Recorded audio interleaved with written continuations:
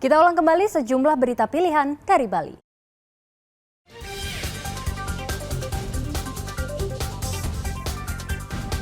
Dua pasangan bakal calon gubernur dan wakil gubernur mendaftar ke KPU Provinsi Bali.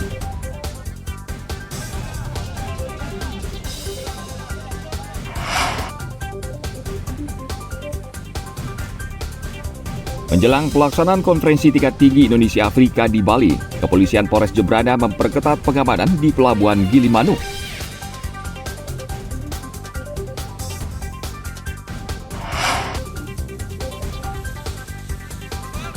Petugas pemadam kebakaran berjibaku memadamkan kebakaran lahan di Banjar Dinas Bukit Desa Sukadana, Kecamatan Kubu, Karangasem.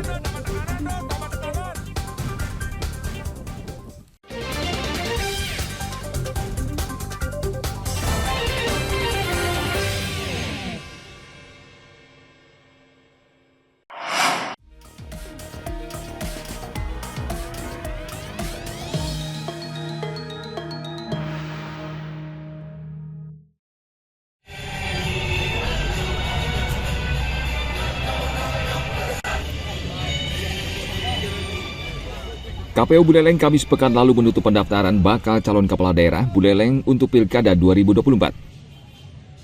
Hingga hari terakhir, KPU Buleleng menerima dua pasangan calon yang resmi mendaftar.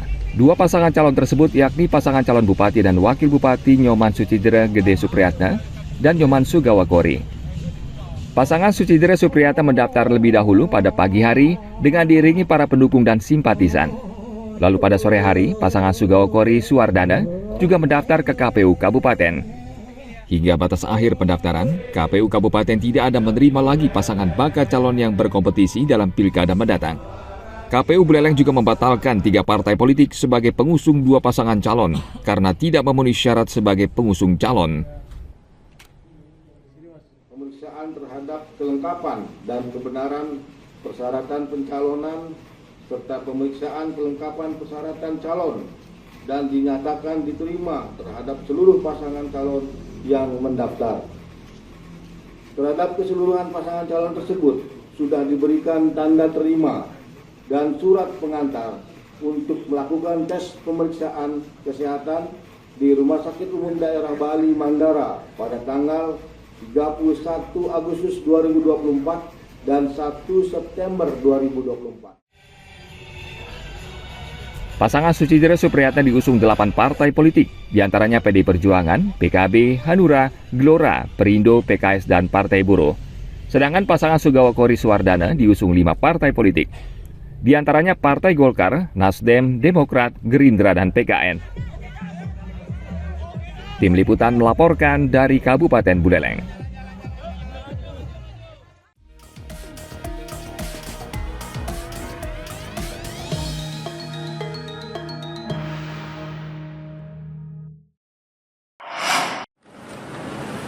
Pak.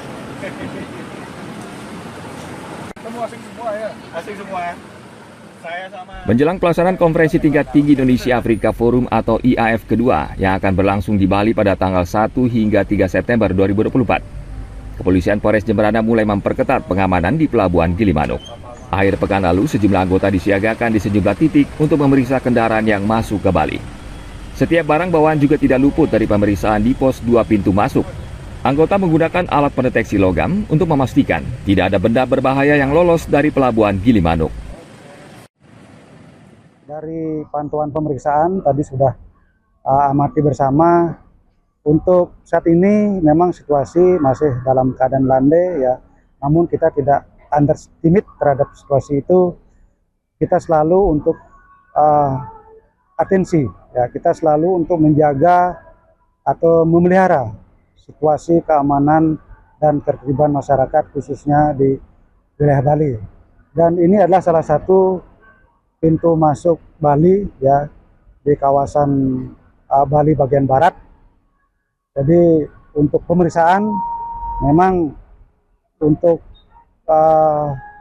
terhadap pemeriksaan kendaraan ya barang-barang maupun surat-surat termasuk orang tentu menjadi atensi yang kita tingkatkan ya dari kegiatan rutin kemudian ditingkatkan dan nanti pada saat mulai operasi ya pelaksanaan pelaksanaan operasi kaitannya dengan kegiatan KTT itu akan ada peningkatan atau penambahan jumlah personil.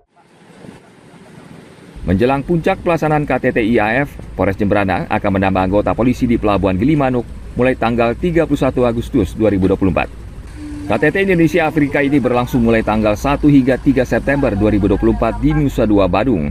KTT ini akan dihadiri sekitar 850 peserta yang bukan hanya dari Afrika, namun juga dari negara-negara lainnya. Selain itu juga akan hadir 6 kepala negara dari Afrika, yakni Zimbabwe, Rwanda, Ghana, Liberia, Eswatini, dan Zanzibar yang mewakili Tanzania. Tim Liputan melaporkan dari Kabupaten Jemberana.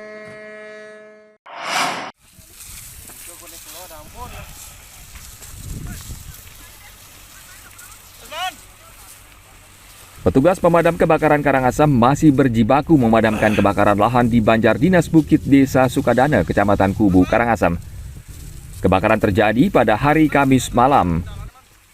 Angin yang bertiup kencang menyebabkan api dengan cepat membesar dan meluas sehingga kebun mangga dan mete milik warga di dusun setempat ludes.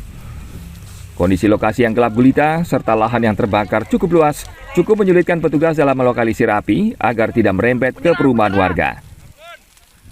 Beruntung dengan mengerahkan seluruh armada dan bantuan warga, api akhirnya berhasil dipadamkan pada Jumat dini hari. Total luas lahan yang terbakar di lokasi ini mencapai 10 hektar. 3 kebakaran sebenarnya. Jadi yang bisa kita tangani 3 kebakaran dan 1 kebakaran malah belum bisa kita tangani. Jadi yang pertama itu kejadiannya ada yang di Palek, kemudian ada yang di Utuh Punggul. Itu sama-sama kebakaran lahan. Itu kita menerima laporan sekitar jam 12 siang. Kita sudah berangkat bergerak ke lapangan jadi untuk melakukan penanganan. Dan untuk kebakaran yang malam yang lumayan besar bisa diketahui bersama, jadi itu kita terima laporan jam setengah 8 malam gitu kan. Kebakaran lahan juga terjadi di Banjar Dinas Palekelot, Desa Tianyar, dan menghanguskan 30 hektar lahan perkebunan mangga dan mete milik sejumlah warga setempat. Kejadian yang sama juga melanda Banjar Eka Jana, Desa Tianyar Timur, dengan luas lahan yang terbakar mencapai 2 hektar. Hingga akhir pekan lalu, petugas pemadam kebakaran masih berada di Kecamatan Kubu untuk terus memantau situasi. Tim Liputan melaporkan dari Kabupaten Karangasem. Informasi tadi mengakhiri jumpa kita pagi ini. Atas nama rekan yang bertugas, saya Dana Paramita mengucapkan terima kasih atas kebersamaan Anda.